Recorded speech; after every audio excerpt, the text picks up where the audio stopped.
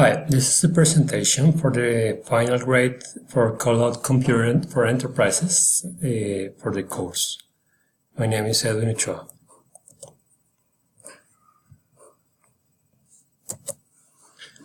In this presentation, we will see our current infrastructure, an example of new architecture, benefits of this new architecture, an analysis of strengths, a total cost of ownership analysis, and a conclusion.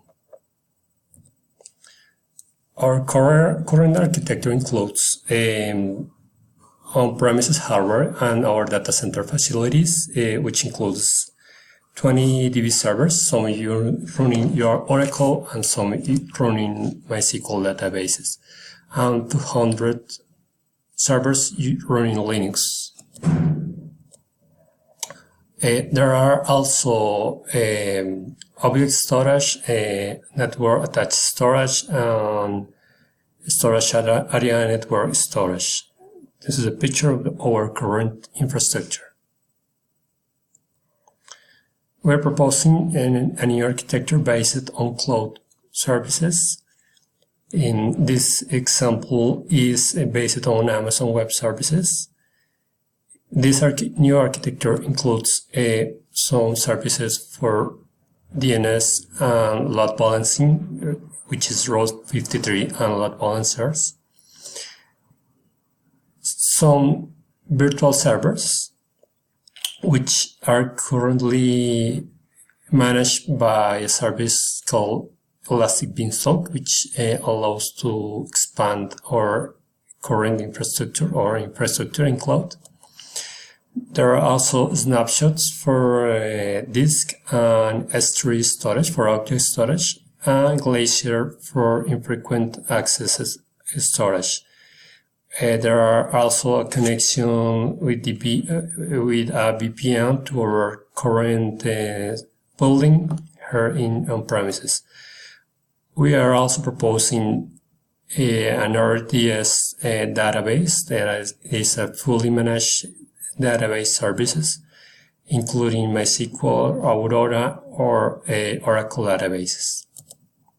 The benefits that we will have on this new architecture is provisioning on demand, elastic, and faster our infrastructure, reduce or eliminate the capital expenses. We have no need to buy new hardware or maintain, including storage, server, networking, and some other storages. There are less administration and less prone to human errors. We are also improving our uptime for application and disaster recovery times. This is an analysis for strengths, weaknesses, opportunities, and threats. As you can see here, our engineers have experience in our current infrastructure, but we require all engineers to know and have a deep knowledge of administration of cloud. Our current infrastructure on premises can suffer from power failures and air condition failures. This has been experienced in the past. We are moving to operational expenses. We need to improve our provisioning times, long as support the season. We have a season once in a year that is coming soon this year. And moving to cloud can reduce the system outage due to power failures. On the cost analysis, we are showing all the servers that we currently have on premises, and using a free tool that is called the TCO calculator for Amazon Web Services. Here you can see there is a reduction of mostly half of the cost of the infrastructure.